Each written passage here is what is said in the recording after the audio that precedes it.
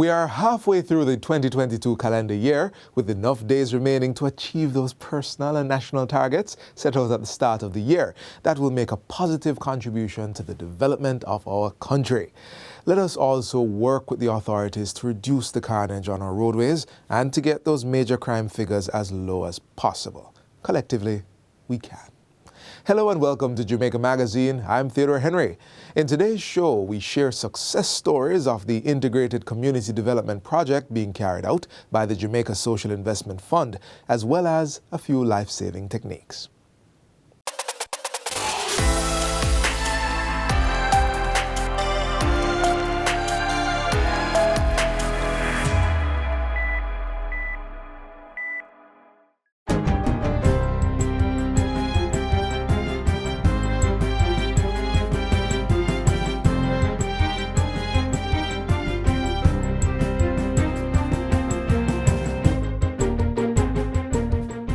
Good day, I'm Stephen McHugh, and this is your JIS News for Thursday, June 16, 2022. Prime Minister Andrew Holness says the upsurge in violence in Spanish Town, St. Catherine is a national emergency and will be dealt with to protect innocent persons. Mr. Holness was referring to shooting incidents which left 3 people dead and several injured on Tuesday. It has the potential, if it is not dealt with strongly and firmly and immediately, to claim many more lives.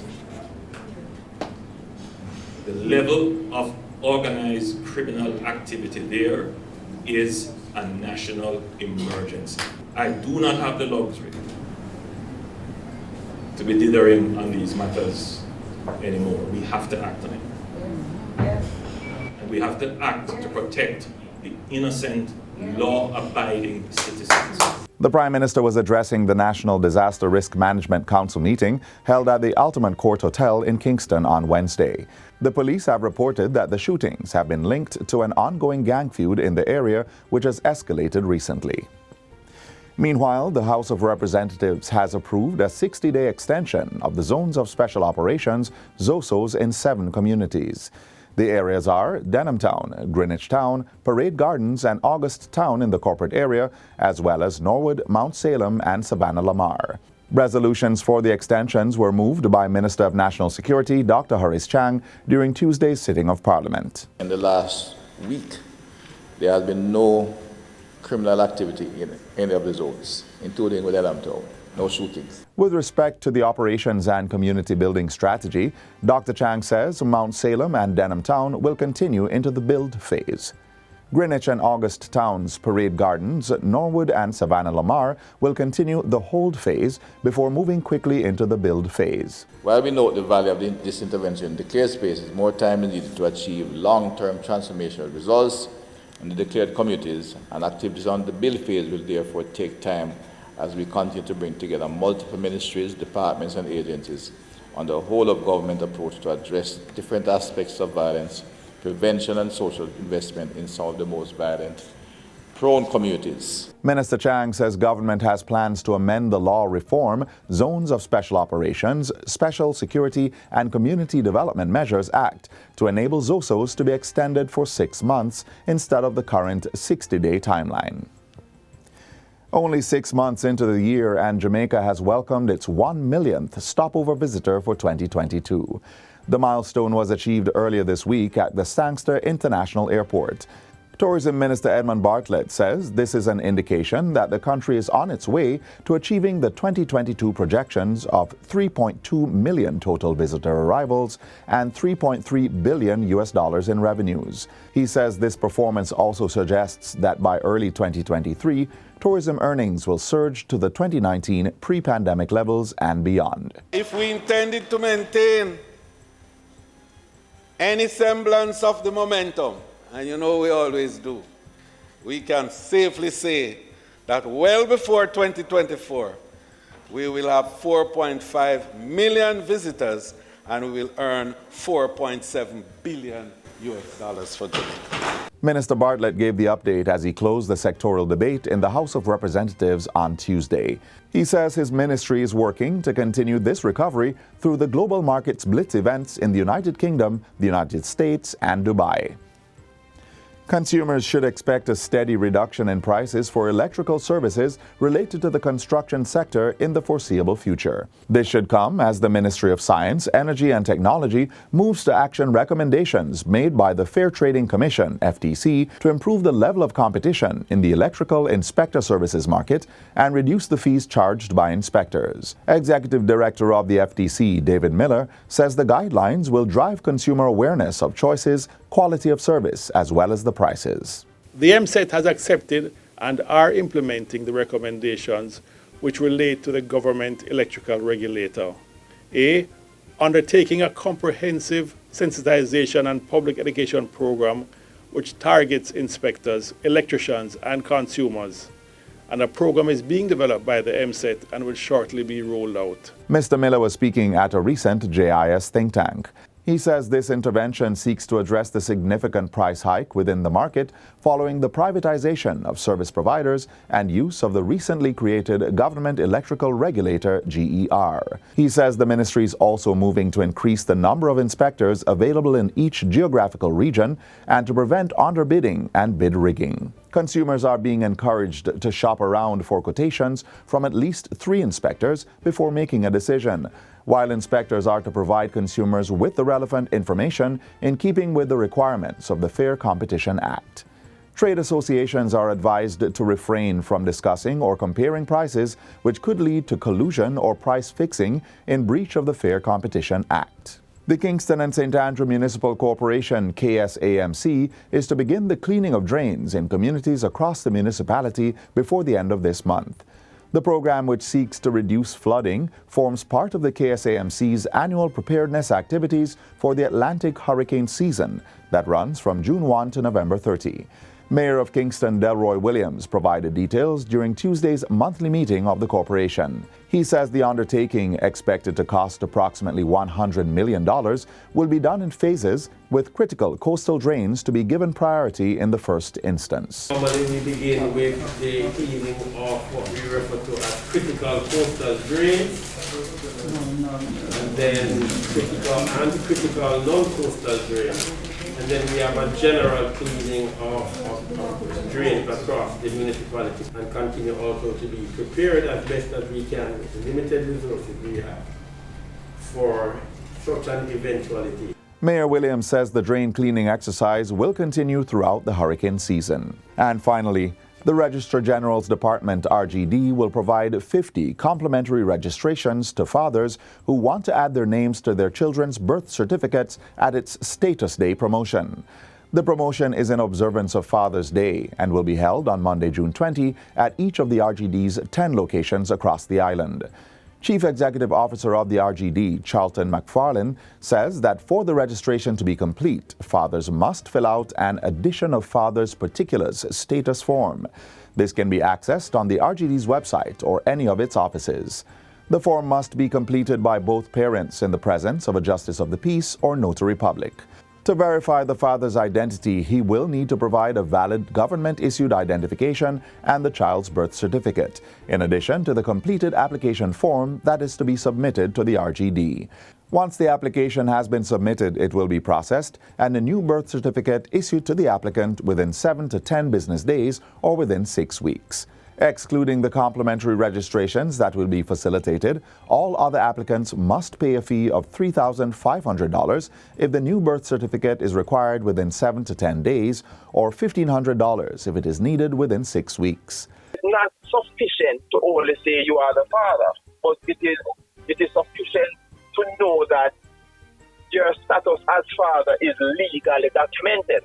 For further information on the promotion, persons may visit the RGD's website or call 876-619-1260 or 876-749-0550. And that's it for JIS News Today. I'm Stephen McHugh. Thanks for watching.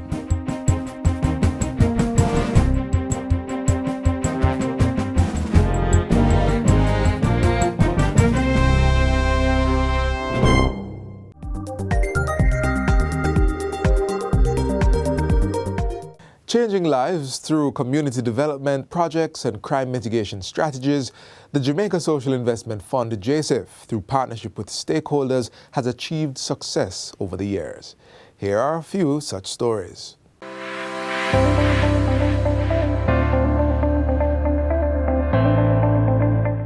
The Integrated Community Development Project, ICDP, implemented by the Jamaica Social Investment Fund, JSIF, has transformed the lives of residents living in 18 economically vulnerable and socially volatile inner-city communities. The project really had set out to target the restructuring and urban renewal of the communities. We use a methodology called crime prevention through environmental design.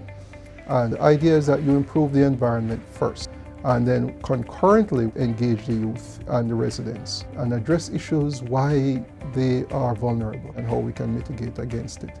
ICDP is funded by the World Bank to the tune of $42 million for a period from 2014 to 2021. For the 7 years we've been working on ICDP, we believe we've had creditable results. We were able to benefit over 89,000 persons, and this was done under 3 different components. The first looked at access to infrastructure and basic services, and the others looked at services as well as livelihoods and capacity building for our ministries, departments and agencies, as well as community groups.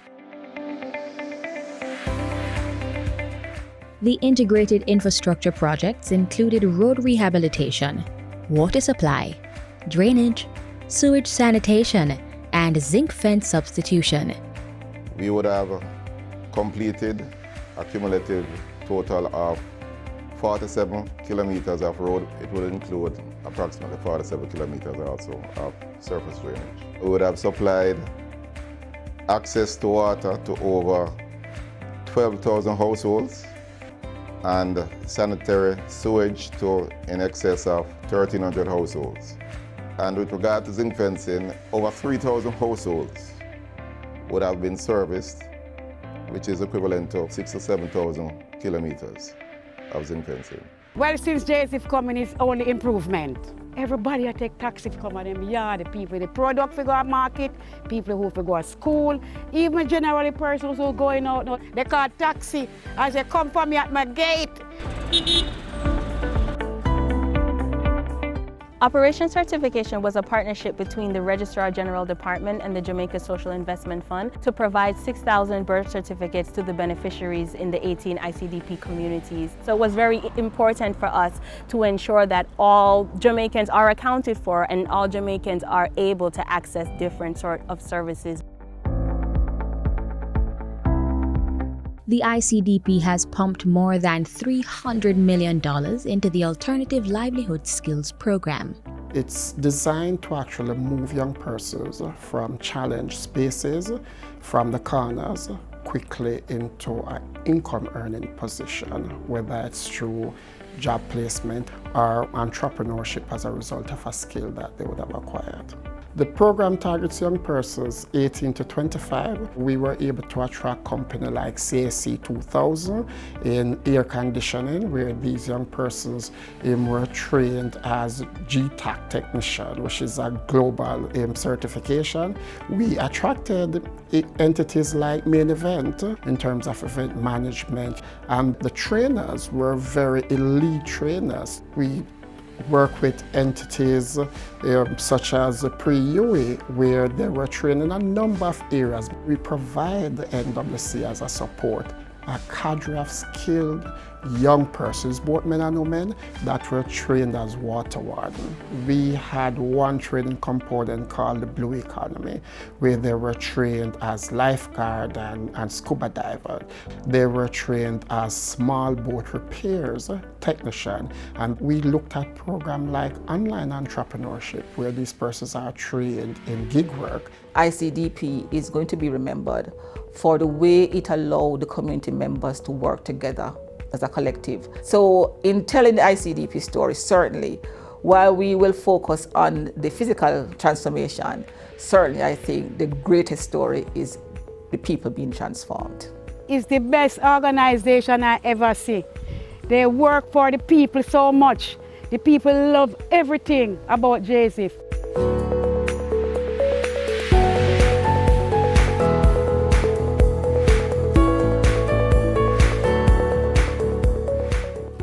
What a way you're full of our roots and culture. That must be Jamaica 60. Jamaica 60? What a piece of news, Miss Matty. I feel like my heart going bust up. Just in, the island of Jamaica is on the verge of celebrating its 60th year of independence. A whole way of celebrating it. They say the people them come here, you know. But you see, when our people decide, say the other people them free paper, them say if it's war, start it, whatever. We all collect medal pants up right here. Medal. Amount of tongue we give them, you know. The celebrations are slated to begin on January 1st, 2022. Organized by the Ministry of Culture, Gender, Entertainment and Sport. We have more in this report. I am on site and planning activities are ablaze. Persons are advised to download the Reggae Jamaica app to know what it pre. Activities for the Jamaica 60 celebration. Yeah. I download the app to get the updates then. With a little help from the Jamaica Council for Persons with Disabilities, we're sharing a few assistive devices suited for persons who are blind or who require a prosthesis.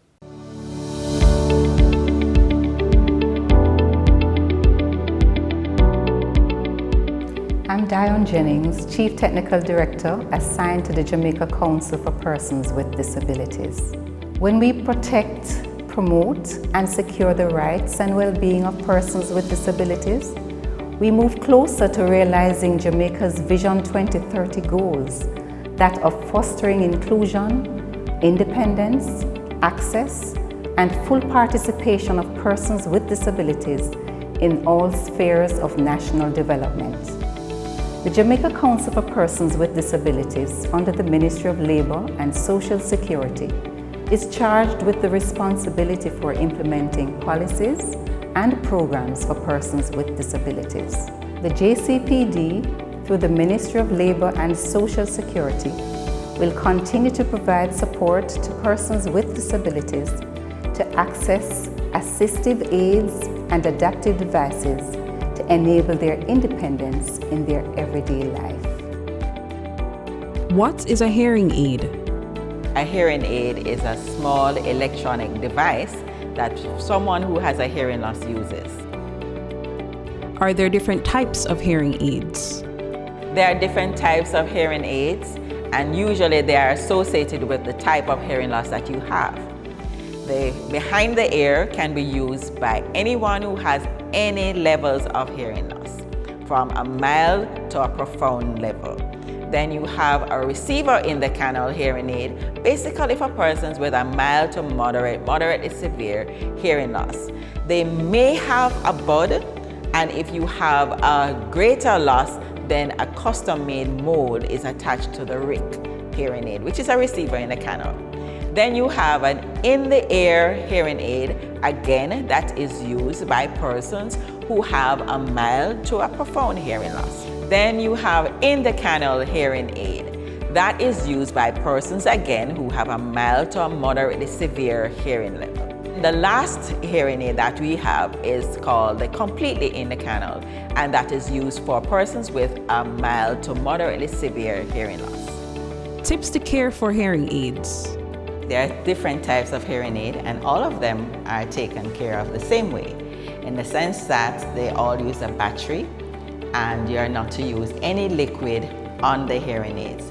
So there is a brush that normally comes with the product that you will clean off any wax or any moisture. Use it on a piece of tissue or a soft rag, and you take out the wax out of the openings of the hearing aid. So this is an in-the-ear hearing aid, and so this is taken care of by putting in the battery here, and then you remove it, leave the battery door open, put down in the case, and then if you have a behind-the-ear hearing aid, it's basically the same way.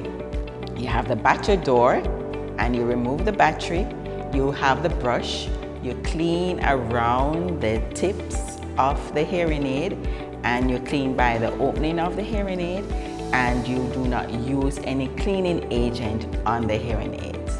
Also, at the tip of the hearing aid, you may have what is called a hair clear, and that is replaced whenever it is blocked with wax. So you put that on the tip of the hearing aid. and you insert it on the opening of the hearing aid so that it protects the hearing aid from excessive wax getting into the instrument itself. And then you remove this and you discard this as well. And that is basically all you have to do to take care of your hearing aids. Do not swallow the battery for the children. Do not leave it out for the animals to come and play with them. And you open the drawer, put it in its case, leave it open so that if there's any moisture in the hearing aid, it can evaporate. So parents, guard the hearing aid, protect them from any excessive moisture. So no cleaning of alcohol, no cleaning agent, no bleach or anything like that. Just when you remove it from your ears, like this, you take it out, you open the battery drawer, remove the battery, and you put it down in the case. And basically that's all you have to do to take care of the hearing aid that you have. Where can I get information or help? More information and help is available at the Jamaica Association for the Deaf, located 9 Morisco Road with entrance on Caledonia Lane in the Kingston 5 area. What is a wheelchair? A wheelchair is a chair with wheels used when walking is difficult or impossible due to illness, old age, or disability. Are there different types of wheelchairs? Yes, there are different types of wheelchair. Actually, you have 3 types: standing wheelchair, electrical wheelchair, and manual wheelchair. Tips to care for wheelchairs. Some tips for caring for the wheelchair are: 1. To remove all dust from the wheelchair frame by using a damp cloth. 2. Check the tires to ensure that they are still hard. Use a bicycle pump to add air if necessary. A production of the Jamaica Council for Persons with Disabilities, a department of the Ministry of Labour and Social Security.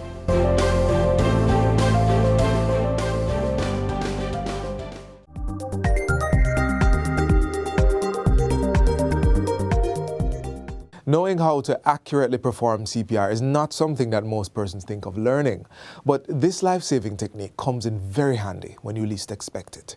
This next video gives you a guide, but for the physical hands-on training, you may contact the Heart Foundation of Jamaica or the Jamaica Red Cross. Oscar! Oscar! Oscar!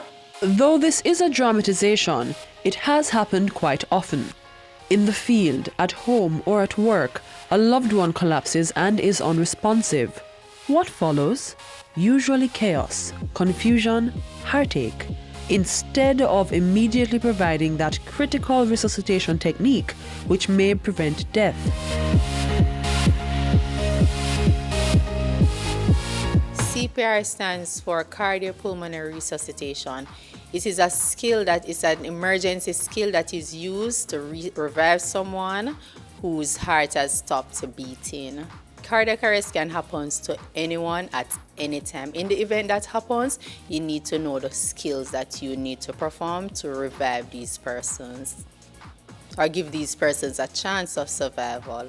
We never know when we can really in a situation where we need to help someone else. It's really just a little bit of your time, and I think it would be a worthwhile investment in learning these skills so we can render assistance. Even when someone is choking, the techniques learned in CPR may be applied to save that person from asphyxiation.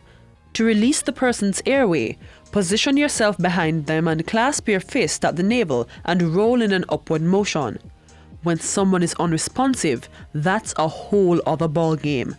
The person may become unresponsive for several reasons. For instance, they could have a medical condition.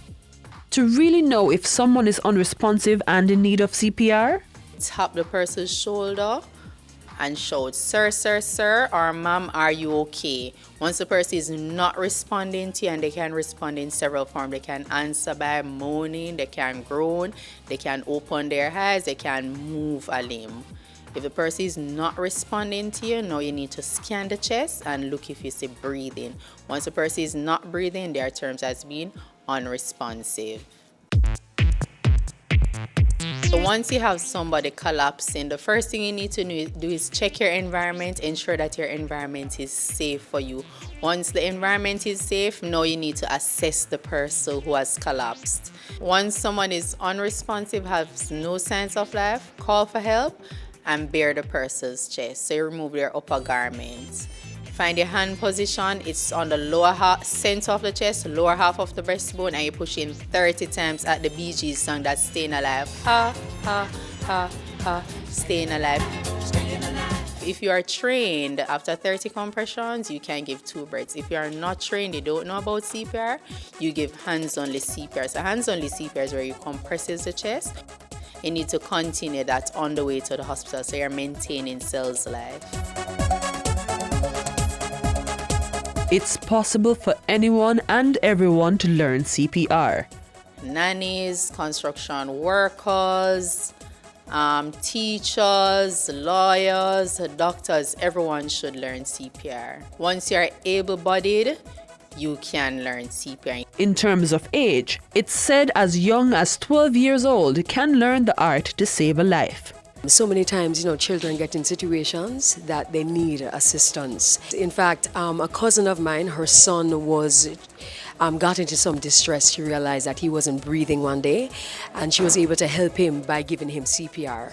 So I think that was really important that she had those skills so that she could assist her son, because who knows what would have happened if she wasn't able to give him that immediate assistance. This course, I've done it before, and I find it very interesting because I work a lot with children, and one time I have to do a CPR on a little boy because there was leave under my care and mother wasn't around, and he was eating some plum and playing on like plum seed, stabbing his throat, and I just hear him coughing, but it never very severe because he was coughing. So when he was coughing, I hold him up and I try to do a little, I understand the CPR, tell him to cough. And he cough and cough until it actually come up. I had a patient once, and while I was there in the bathroom with that person, the person just fell unconscious, and I was there, didn't know exactly what to do, but I was there saying, "Sir, are you okay? Are you okay?" And I didn't know much, what to do, but I decided to put the person on the side, and I was there trying to stop the person. Then I was saying to myself, if I had known CPR well enough, I could perform it. The Heart Foundation of Jamaica is one of the several local organizations that offer training in CPR.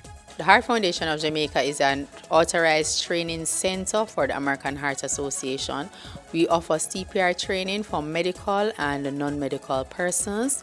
We have our scheduled in-house training, and organization can call us to schedule classes at their convenience. CPR!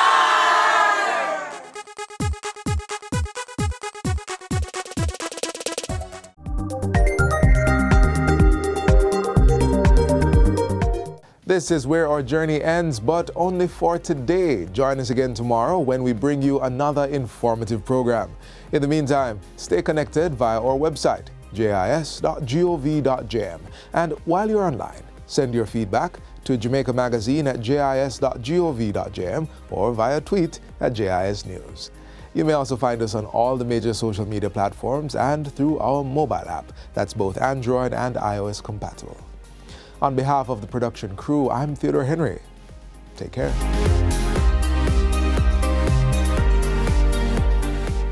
This has been a production of the Jamaica Information Service, the voice of Jamaica.